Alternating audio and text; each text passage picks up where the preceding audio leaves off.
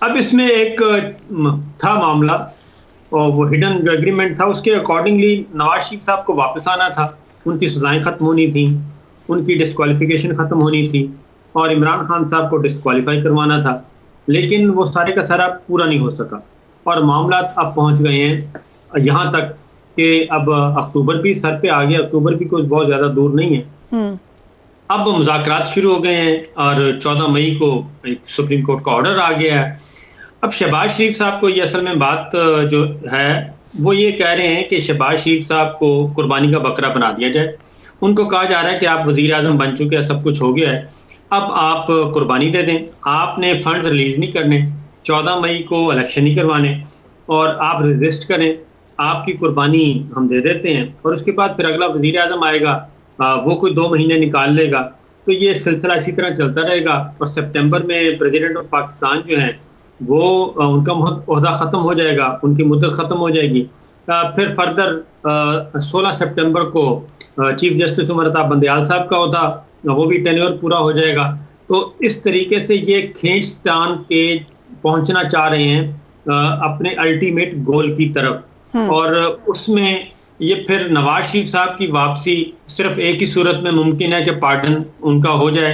Care taker ये prime minister ये खुद होंगे, जो भी होंगे, बिलावल भुट्टो होंगे, ये शाहिद खान अब्बासी साहब होंगे, और प्रेसिडेंसी में इनके अपने आ जाएंगे मौजूदीन, और उसके बाद फिर ये वो कहते हैं कि हम सिलसिले को आगे बढ़ाएंगे। लेकिन इसमें अगेन एक बात करूंगा मैं कि ये सारी चीज़ें भी पॉसिबल इसलिए नहीं, इसमें एक और हर्डल आएगी, क्योंकि 13-14 अगस्त को प्राइम मिनिस्टर ये असम्बलियां मुद्दत पूरी कर लेंगी। अब उसके बाद भी प्रेसिडेंट जो हैं एक महीना तकरीबन 20 दिन तक डॉक्टर आरिफ अलवी ही रहेंगे।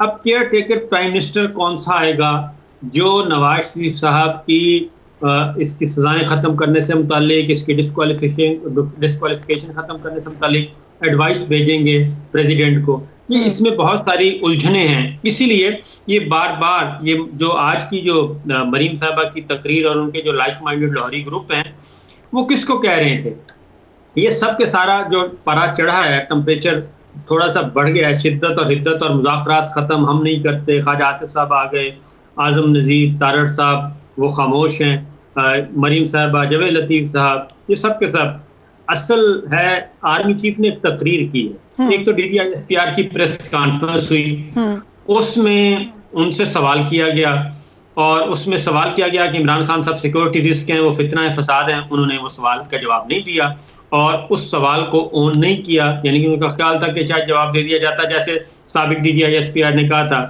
तो एक तो ये, दूसरा उनसे पूछा गया कि फौज कहाँ खड़ी है। साबिक DGISPR DP साहब कभी नहीं फितना या फसाद कहा इमरान खान साहब को जी, तो वो थोड़ा सा टिल्ट था उनका। तो उसमें क्योंकि मरीम साहबा की और उनकी आपस में लाइन और लेंथ मिलती थी 12, तो उसमें जब कराची का फिर DGISPR साहब ने एक और बात की, उन्होंने कहा कि उनसे पूछा गया कि जी इन कैमरा सेशन में क्या हुआ, उन्होंने कहा वो तो हमें बताता। कराची में जो आर्मी चीफ ने ओपनली एक बात की थी वो उन्होंने रिपीट कर दी, वो भी ये था कि मफाहमत की तरफ आप जाएं, स्टेक होल्डर्स बैठें, मिल बैठ के आगे बढ़ें। वो बात पसंद नहीं आई। फिर जो काकूल एकेडमी में 3 बातें की, उसमें भी यही था कि ये लड़ाइयाँ शड़ाइयाँ खत्म करें, बातचीत को आगे बढ़ाएं। तो ये चीजें पसंद उनको नहीं आ रही, इसीलिए अब मैसेज आ था। इसीलिए देखे ना, जावेद लतीफ साहब, मरीम साहबा किसको कह रहे हैं, उनके चचा वजीर आजम है, गवर्नमेंट उनकी है, हुकूमत उनकी है, सब कुछ उनका है, तो फिर वो किसको कह रहे हैं कि इमरान खान साहब को सहूलतकारी फराहम की जा रही है, उनको वापस इक़्तिदार में लाया जा रहा है। वो जुडिशरी को कहते हैं, हम कह रहे हैं, दिस इज व्हाट दे से अपेरेंटली। मेरा ख्याल है कि वो कहते हैं कि जी वो जनरल फैज साहब का भी नाम ले लेते हैं और रिटायर्ड को सुनवाते हैं, वो कहते हैं कहना बेटी को सुनाना बहू को, वो इस तरह की बातें कर रहे हैं। क्योंकि अब अगर हम जरा आ जाए इसके ऊपर, जो हम रेड हुई चौधरी परवेज इलाही के घर पर, फॉर्मर चीफ मिनिस्टर हैं एजाज साहब, पहले तो राना सनाउल्लाह साहब ने इस हवाले से कह दिया कि ऑपरेशन से लाताल्लुकी है। डार साहब के हवाले से PTI का जो ग्रुप मुज़ाकरात कर रहा है वो कह रहे थे शब साहब के हमें ये कहा गया है कि वफाकी हुकूमत का कोई ताल्लुक नहीं है। फिर मोहसिन नकवी साहब ने भी ट्वीट कर दी, no illegal action will be allowed by anyone, I am in Madina and getting all the details, appalled to know that team went to arrest Chaudhry Pervez Elahi but storm Chaudhry Shujaat's house. So वो भी लाताल्लुकी का ही इजहार करे हैं। ये सब लाताल्लुक हो गए तो फिर ये खुद ही से चली गई थी पुलिस।